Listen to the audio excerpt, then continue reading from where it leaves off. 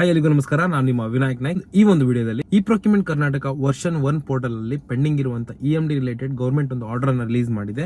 So ಅದ್ರ ಬಗ್ಗೆ ನಿಮಗೆ ಕೆಲವೊಂದು ಮಾಹಿತಿಯನ್ನು ತಿಳಿಸ್ಕೊಡುವಂತದ್ದು. ಅದೇ ರೀತಿ ಯಾರಿಗಾದ್ರೂ digital signature with KPP portal registrations ಬೇಕಾದಲ್ಲಿ ಇಲ್ಲಿರೋ ನಂಬರ್ಗೆ ಕಾಂಟ್ಯಾಕ್ಟ್ ಮಾಡಿ.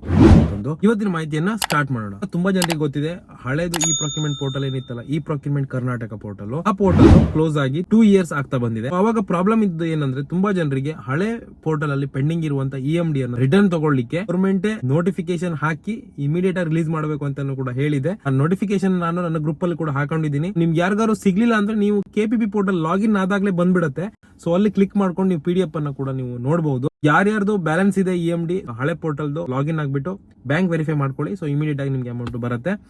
ನೋಟಿಫಿಕೇಶನ್ ಅಲ್ಲಿ ಏನೇನಿದೆ ಅಂತ ಇವತ್ತು ನಾನು ನಿಮ್ಗೆ ತಿಳಿಸ್ಕೊಡ್ತೀನಿ. ಸೊ ಇವಾಗ ನನ್ನ ಪಕ್ಕದಲ್ಲಿ ನೋಟಿಫಿಕೇಶನ್ ಬರ್ತದೆ, ನಾನು ಆರ್ಡರ್ ಕಾಪೀಸ್ ಓದ್ತೀನಿ ಗವರ್ಮೆಂಟ್ ಇಂದ, ಅದನ್ನ ನೀವು ಚೆಕ್ ಮಾಡ್ಕೊಳ್ಬಹುದು ಏನೇನಿದೆ ಅಂತ. ಈ ಆಡಳಿತ ಕೇಂದ್ರ ಅಂತ ಇದೆ. ವಿಷಯ: ಈ ಸಂಗ್ರಹಣಾ ತಂತ್ರಾಂಶ 1.0 ಆವೃತ್ತಿಯಲ್ಲಿ ಟೆಂಡರ್ ಹರಾಜುಗಳಿಗೆ ಸಂಬಂಧಿಸಿದಂತೆ ಇಲಾಖಾ ಮಟ್ಟದಲ್ಲಿ ಬಿಡುದಾರರಿಗೆ ಮರುಪಾವತಿಸದೆ ಬಾಕಿ ಉಳಿಸಿಕೊಂಡಿರುವ ಮುಂಗಡ ಹಣ ಅಂದರೆ EMD ಮೊತ್ತವನ್ನು ಮರುಪಾವತಿಸಲು ಹಾಗೂ ಹಳೆಯ ಆವೃತ್ತಿಯಲ್ಲಿ ಬಾಕಿ ಉಳಿಸಿಕೊಂಡಿರುವ ಟೆಂಡರ್ ಹರಾಜುಗಳ ಮೌಲ್ಯಮಾಪನ ಪ್ರಕ್ರಿಯೆಯನ್ನು ಪೂರ್ಣಗೊಳಿಸುವ ಕುರಿತು ಆರ್ಥಿಕ ಇಲಾಖೆಯ ಟಿಪ್ಪಣಿ ಸಂಖ್ಯೆ ಆ ಮತ್ತು ಈ 618 ವೆಚ್ಚ 12/2025 ದಿನಾಂಕ 14/10/2025 ಈ ಸಂಗ್ರಹಣಾ ತಂತ್ರಾಂಶ 1.0 ಆವೃತ್ತಿಯಲ್ಲಿ ಟೆಂಡರ್ ಹರಾಜುಗಳಿಗೆ ಸಂಬಂಧಿಸಿದಂತೆ ಇಲಾಖಾ ಮಟ್ಟದಲ್ಲಿ ಬಿಡುದಾರರಿಗೆ ಮರುಪಾವತಿಸದೆ ಬಾಕಿ ಉಳಿಸಿಕೊಂಡಿರುವ ಮುಂಗಡ ಹಣ ಮೊತ್ತವನ್ನು ಗರಿಷ್ಠ 3 ತಿಂಗಳ ಒಳಗೆ ಬಿಡ್ದಾರರಿಗೆ ಮರುಪಾವತಿಸಲು ಎಲ್ಲಾ ಸಂಗ್ರಹಣಾ ಘಟಕಗಳ ಟೆಂಡರ್ ಆಹ್ವಾನ ಪ್ರಾಧಿಕಾರ ಹಾಗೂ ಟೆಂಡರ್ ಅಂಗೀಕಾರ ಪ್ರಾಧಿಕಾರಗಳು ತುರ್ತಾಗಿ ಕ್ರಮ ವಹಿಸಲು ತಿಳಿಸಲಾಗಿದೆ. ಅಂದ್ರೆ ಈ ಗವರ್ಮೆಂಟ್ ನೋಟಿಫೈ ಮಾಡಿದೆ, ನೀವು 3 ತಿಂಗಳು ಹಾಕೊಡ್ಲೇಬೇಕು. ಒಂದು ವೇಳೆ ಎಲ್ಲಾ ಸಂಗ್ರಹಣಾ ಘಟಕಗಳು 3 ತಿಂಗಳ ಒಳಗೆ ಮುಂಗಡ ಹಣ ಮೊತ್ತವನ್ನು ಬಿಡುದಾರರಿಗೆ ಮರುಪಾವತಿಸದೇ ಇದ್ದಲ್ಲಿ ಆ ಮೊತ್ತವನ್ನು ಮುಟ್ಟುಗೋಲು ಹಾಕಿಕೊಂಡು ಸರ್ಕಾರದ ಸಂಚಿತ ನಿಧಿಗೆ ಜಮೆ ಮಾಡುವಂತೆ ತಿಳಿಸಲಾಗಿದೆ. 3 ತಿಂಗಳಲ್ಲಿ ಗೌರ್ಮೆಂಟ್ ಅವ್ರು ಹಾಕ್ಲಿಲ್ಲ ಅಂದ್ರೆ ಮತ್ತೆ ಗೌರ್ಮೆಂಟ್ಗೆ ವಾಪಸ್ ಹೋಗುತ್ತೆ. ನಾವು ಕಟ್ಟಿರೋ ದುಡ್ಡು ಇಲಾಖಾ ಅಧಿಕಾರಿಗಳು ನಮ್ಗೆ ಹಾಕ್ಲೇ ಇಲ್ಲ, ರಿಫಂಡ್ ಮಾಡಿಲ್ಲ. 2008 ಅಲ್ಲಿ ಸ್ಟಾರ್ಟ್ ಆಗಿದೆ ಈ ಪ್ರೊಕ್ಯೂರ್ಮೆಂಟ್ ಪೋರ್ಟಲ್, ಕ್ಲೋಸ್ ಆಗಿರೋದು 2022. ಬ್ಯಾಲೆನ್ಸ್ ಇದ್ದು ಕೆಲವೊಬ್ಬರದು 2011 ಬ್ಯಾಲೆನ್ಸ್ ಇದೆ, 12 ಬ್ಯಾಲೆನ್ಸ್ ಇದೆ, 13 ಬ್ಯಾಲೆನ್ಸ್ ಇದೆ, 14 ಬ್ಯಾಲೆನ್ಸ್ ಇದೆ.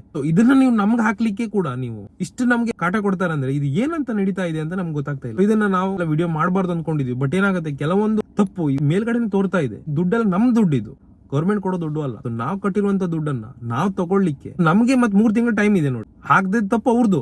PWD ಎಕ್ಸಿಕ್ಯೂಟಿವ್ ಇಂಜಿನಿಯರ್ ಕಡೆಯಿಂದ ನಮ್ಗೆ ಬರಬೇಕು ಅಂದ್ರೆ PWD ಎಕ್ಸಿಕ್ಯೂಟಿವ್ ಇಂಜಿನಿಯರ್ ಕೀ ಹಾಕ್ಬಿಟ್ಟು ರೀಫಂಡ್ ಇನಿಷಿಯೇಟ್ ಕೊಟ್ಬಿಟ್ರೆ ಆಯ್ತು. ಮಿಕ್ಕಿದೆಲ್ಲ ವೆರಿಫಿಕೇಶನ್ ಎಲ್ಲ ಕೂಡ ICICI ಬ್ಯಾಂಕ್ ಕಡೆಯಿಂದ ಆಗುತ್ತೆ. ಸೊ ಆಮೇಲೆ ರೀಫಂಡ್ ಕೊಟ್ಟು ನಮ್ಗೆ ಬಂದು ಜಮಾ ಆಗುತ್ತೆ. ಸೊ ಇದು ಪ್ರೊಸೀಜರ್ ಇರುವಂತದ್ದು. ಇವರು ಆ ಇನಿಷಿಯೇಟ್ ಮಾಡಕ್ಕೆ ಇಷ್ಟು ನಮ್ಗೆ ಕಿರಿಕಿರಿ ಮಾಡ್ತಾ ಇರುವಂತದ್ದು. ನೋಡೋಣ.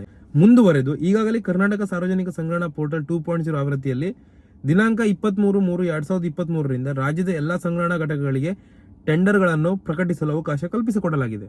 ಹಾಗೂ ಹಳೆಯ 1.0 ಆವೃತ್ತಿಯಲ್ಲಿ ಟೆಂಡರ್ ಪ್ರಕಟಣೆಯನ್ನು ನಿಷ್ಕ್ರಿಯಗೊಳಿಸಲಾಗಿರುವುದರಿಂದ ಟಿಪ್ಪಣಿ ಸಂಖ್ಯೆ ಈ 618 ವೆಚ್ಚ 12/25 ದಿನಾಂಕ 14/10/2025 ಹಳೆಯ ಆವೃತ್ತಿಯಲ್ಲಿ ಬಾಕಿ ಉಳಿಸಿಕೊಂಡಿರುವ ಟೆಂಡರ್ ಹರಾಜುಗಳ ಮೌಲ್ಯಮಾಪನ ಕ್ರಿಯೆಯನ್ನು 3 ತಿಂಗಳ ಒಳಗೆ ಪೂರ್ಣಗೊಳಿಸಿ ಈ ಸಂಗ್ರಹ ತಂತ್ರಾಂಶ 1.0 ಆವೃತ್ತಿಯನ್ನು ಮುಕ್ತಾಯಗೊಳಿಸುವಂತೆ ತಿಳಿಸಿರುತ್ತಾರೆ. ಟೆಂಡರ್ ಕೂಡ ಏನ್ ವೆರಿಫಿಕೇಶನ್ ಪೆಂಡಿಂಗ್ ಇತ್ತಲ್ವಾ, ಸೊ ಅದನ್ನು 3 ತಿಂಗಳಲ್ಲಿ ಮುಗಿಸಿ ಅಂತ ಹೇಳ್ತಿದ್ದಾರೆ. EMD ಆಯ್ತು 2023 ಮಾರ್ಚ್ ಅಲ್ಲಿ ಈ ಪ್ರೊ ಕ್ಲೋಸ್ ಆಗಿ KPP ಸ್ಟಾರ್ಟ್ ಆಗಿದೆ. ಸೊ ಅಲ್ಲಿಂದ ಇಲ್ಲಿ ತನಕ ಹಳೆ ಟೆಂಡರ್ ವ್ಯಾಲ್ಯೂಯೇಷನ್ ಕೂಡ ಮಾಡಿಲ್ಲ ಅಂದ್ರೆ ಅಧಿಕಾರಿಗಳ ಕಾರ್ಯಕ್ಷಮತೆ ಹೇಗ್ ನಡೀತಾ ಇದೆ ನೀವು ಅರ್ಥ ಮಾಡ್ಕೊಳ್ಳಿ. ಅಲ್ಲ, ಇದೆಲ್ಲ ಕೆಲವೊಂದು ತಪ್ಪನ್ನು ಹೇಳಿದ ಮತ್ತೆ ತುಂಬಾ ಜನರಿಗೆ ಗೊತ್ತಾಗುತ್ತೆ. ಸೊ ಅವರು ವ್ಯಾಲ್ಯೂಯೇಷನ್ ಕೂಡ ಮಾಡಿರೋದಿಲ್ಲ ಅಂತ ಹೇಳಿದ್ರೆ ಯಾವ ರೀತಿ ನಡೀತಾ ಇದೆ ಕಾರ್ಯಾಂಗ ವ್ಯವಸ್ಥೆ ನೋಡೋಣ. ಆದ್ದರಿಂದ ಎಲ್ಲಾ ಸಂಗ್ರಹಣಾ ಘಟಕಗಳ ಟೆಂಡರ್ ಆಹ್ವಾನ ಪ್ರಾಧಿಕಾರ ಮತ್ತು ಟೆಂಡರ್ ಅಂಗೀಕಾರ ಪ್ರಾಧಿಕಾರಗಳು ಈ ಸಂಗ್ರಹಣಾ ತಂತ್ರಾಂಶ 1.0 ಆವೃತ್ತಿಯಲ್ಲಿ ಟೆಂಡರ್ ಹರಾಜುಗಳಿಗೆ ಸಂಬಂಧಿಸಿದಂತೆ ಇಲಾಖಾ ಮಟ್ಟದಲ್ಲಿ ಬಿಡ್ದಾರರಿಗೆ ಮರುಪಾವತಿಸದೆ ಬಾಕಿ ಉಳಿಸಿಕೊಂಡಿರುವ ಮುಂಗಡ ಹಣ ಮೊತ್ತವನ್ನು 3 ತಿಂಗಳ ಒಳಗೆ ಮರುಪಾವತಿಸಲು ಹಾಗೂ ಹಳೆಯ ಆವೃತ್ತಿಯ ಬಾಕಿ ಉಳಿಸಿಕೊಂಡಿರುವ ಟೆಂಡರ್ ಹರಾಜುಗಳ ಮೌಲ್ಯಮಾಪನ ಕ್ರಿಯೆಯನ್ನು ಪೂರ್ಣಗೊಳಿಸಲು ತ್ವರಿತವಾಗಿ ಕ್ರಮ ಕೈಗೊಳ್ಳಲು ಸೂಚಿಸಿದೆ. ಮುಖ್ಯ ಕಾರ್ಯನಿರ್ವಹಣಾಧಿಕಾರಿ ಈ ಆಡಳಿತ ಕೇಂದ್ರ ಎಲ್ಲ ಸಂಗ್ರಹಣಾ ಪ್ರಾಧಿಕಾರಗಳಿಗೆ ಪ್ರತಿಯನ್ನು ರವಾನಿಸಲಾಗಿದೆ. ಸೊ ಇದು ಸುತ್ತೋಲೆ ಅಂತ ಗೌರ್ಮೆಂಟ್ ಇಂದ ಬಂದಿರುವಂತದ್ದು. ಸೊ ಇದರಲ್ಲಿ ಏನು ಅಂದ್ರೆ EMD ಹಳೆದಿದು ಹಾಕುವಂತದ್ದು ಮೇಜರ್ ಆಗಿ ಇದರಲ್ಲಿ ಕಂಡು ಬರುವಂತದ್ದು ಕೆಲಸ ಆಗ್ಲಿಲ್ಲ. EMD verification, EMD refund initiate ಮಾಡೋದು ಡಿಪಾರ್ಟ್ಮೆಂಟ್ ಆಫೀಸರ್ಸ್ ಕೆಲಸ ಆಗಿರ್ತದೆ. ಸೊ ಇದನ್ನ ನೀವು ಕೂಡ ನೀವು ಮಾಡೋದಿಲ್ಲ. ಇದಕ್ಕೆ ಏನ್ ಹೇಳುವಂತದ್ದು? ಇದು ಕಾಂಟ್ರಾಕ್ಟರ್ ತಪ್ಪ. ಕಾಂಟ್ರಾಕ್ಟರ್ ಪದೇ ಪದೇ ಹೇಳಿದ್ರು ಕೂಡ ಎಷ್ಟೋ ಸಲ ಹಾಕಿಲ್ಲ. ಎಷ್ಟು ಲೆಟರ್ ಕೊಟ್ಟಿದ್ದಾರೆ ತುಂಬಾ ಜನ ಗೊತ್ತುಂಟು. ಅದು ಅವ್ರಿಗೆ ಕೇಳಿ ಇವ್ರಿಗೆ ಕೇಳಿ ಅಂತಾರೆ. ಇವಾಗ ಈ ತರ ಬಂದಿರೋದ್ರಿಂದ ಅವ್ರಾಗೆ ನಮ್ಗೆ ಕಾಲ್ ಮಾಡ್ಬಿಟ್ಟು ಹಳೆದು ಬ್ಯಾಲೆನ್ಸ್ ಇದೆ ನಿಮ್ದು ಹಾಕ್ತಾ ಇದೀವಿ, ನಿಮ್ದು ಬ್ಯಾಂಕ್ ವೆರಿಫಿಕೇಶನ್ ಆಗಿಲ್ಲ ಅಂತ ಹೇಳ್ತಾರೆ. ಇಷ್ಟು ದಿನ ಏನ್ ಮಾಡ್ತಾ ಇದ್ರಿ? EMD ಯಾರ್ಯಾರ್ದು ಪೆಂಡಿಂಗ್ ಇದೆ ಅದನ್ನು ಕಮೆಂಟ್ ಮಾಡಿ. ಹಳೆ ಪೋರ್ಟಲ್ EMD ರೀಫಂಡ್ ಗೆ ಏನಾದ್ರು ಪ್ರಾಬ್ಲಮ್ ನಿಮ್ಗಿದ್ರೆ ಸೊ ನನಗೆ ಕಾಂಟ್ಯಾಕ್ಟ್ ಮಾಡಿ, ನಂಬರ್ ಹಾಕಿರ್ತೀನಿ. ಸೊ ತುಂಬಾ ಪ್ರಾಬ್ಲಮ್ ಆಗ್ತಾ ಇದೆ ಎಲ್ರಿಗೂ. ಸೊ ಅದ್ರ ಬಗ್ಗೆ ಡೀಟೇಲ್ ಆಗಿ ಇನ್ನೊಂದು ವಿಡಿಯೋ ಮಾಡ್ತೀನಿ ನಾನು. ಸೊ ಇದಿಷ್ಟು ಹೇಳ್ತಾ ಇವತ್ತಿನ ವಿಡಿಯೋನ ಮುಗಿಸ್ತಾ ಇದ್ದೀನಿ. Thank you.